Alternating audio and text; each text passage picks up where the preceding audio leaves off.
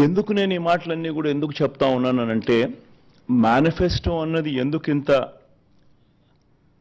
పవిత్ర గ్రంథము, దానికింత శాంక్టిటీ ఎందుకు ఉండాలి అని అంటే కారణం ఏంటనంటే, ఆ మేనిఫెస్టోలో మనం చెప్పిన వాగ్దానాలు, ఆ మేనిఫెస్టోలో మనం చెప్పిన మాటలతో ఆ తర్వాత అధికారంలోకి వచ్చిన ఆ పార్టీ, అధికారంలోకి వచ్చిన వాళ్ళు అవి చెయ్యకపోతే పేదల బ్రతుకులు ఏ రకంగా చిన్నాభిన్నమవుతాయి అన్నదానికి ఉదాహరణ. మన ప్రభుత్వం ఈ 58 నెలల మన ప్రభుత్వం కన్నా ముందు ఒక్కసారి ఏం జరిగింది? అప్పట్లో చంద్రబాబు నాయుడు గారు, ఆయన కూటమి, అప్పట్లో వాళ్ళ మేనిఫెస్టోలో వాళ్ళు ఏం చెప్పారు?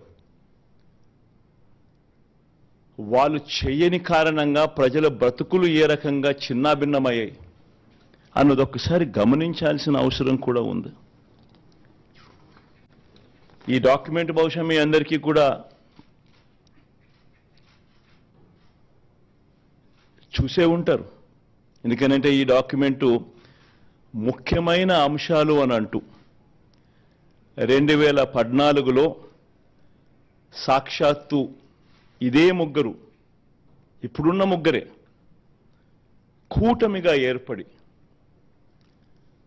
ముగ్గురు ఫోటోలు పెట్టి కింద చంద్రబాబు నాయుడు గారి సంతకం కూడా కనిపిస్తుంది. ముఖ్యమైన అంశాలు అని అంటూ ఈ పాంఫ్లెట్ 2014 ఎన్నికలకు ముందు ప్రతి ఇంటికి పంపించారు. ఈ పాంఫ్లెట్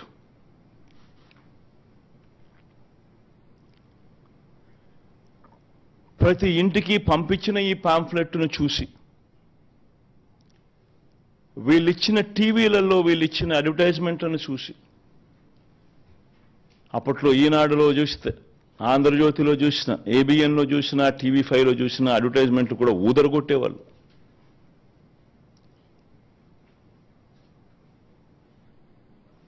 ఒక చెయ్యి, ఒక తల్లి చేతిలో, ఒక తల్లి మెడలో మంగళసూత్రం ఒక చెయ్యి లాగేస్తూ ఉంటుంది, వెంటనే ఇంకొక చెయ్యి వచ్చి అడ్డుకుంటుంది.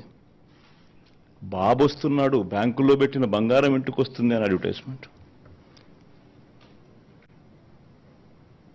ముఖ్యమైన హామీలు అని అంటూ ఏకంగా చంద్రబాబు నాయుడు గారు సంతకం పెట్టి ఇదే ముగ్గురు ఫోటోలు ముద్రించి ఇదే కూటమిగా 2014లో ముఖ్యమైన హామీలు అని అంటూ వీళ్ళు చెప్పిన మాటలు, వీళ్ళు చెప్పిన హామీలు ఏ మాదిరిగా ప్రజలు నమ్మి వీళ్ళకు ఓటు వేసినందుకు వాళ్ళ బ్రతుకులు ఏ రకంగా అతలాకుతలమైనాయి అన్నది కూడా ప్రతి ఒక్కరూ నాగరిక ప్రపంచంలో గమనించాల్సిన అంశం.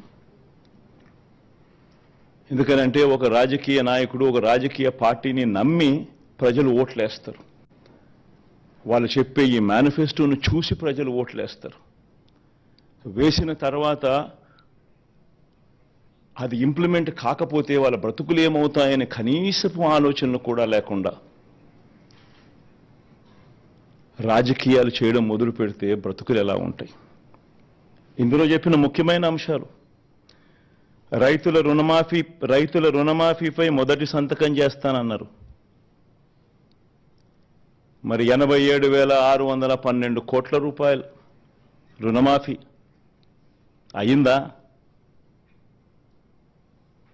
ప్రతి సిద్ధం సభలోనూ ఈ ప్రశ్నలు నేను వేస్తా వస్తున్నా. పొదుపు సంఘాల రుణాలు పూర్తిగా రద్దు చేస్తామన్నారు. 14,205 కోట్ల రూపాయలు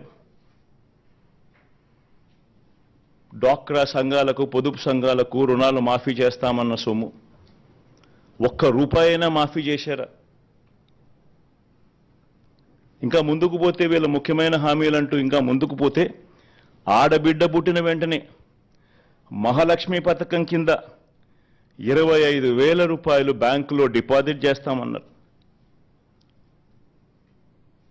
25,000 కదా దేవుడెరుగు, ₹1 అయినా డిపాజిట్ చేశారా? ఇంకా ముందుకు పోతే ముఖ్యమైన హామీలు ఇవన్నీ. ఇప్పుడు సూపర్ 6, సూపర్ 7 అంటా ఉన్నట్టుగానే ఆ రోజుల్లో ముఖ్యమైన హామీలు అంటూ తాను చెప్పిన మాటలు ఇవన్నీ.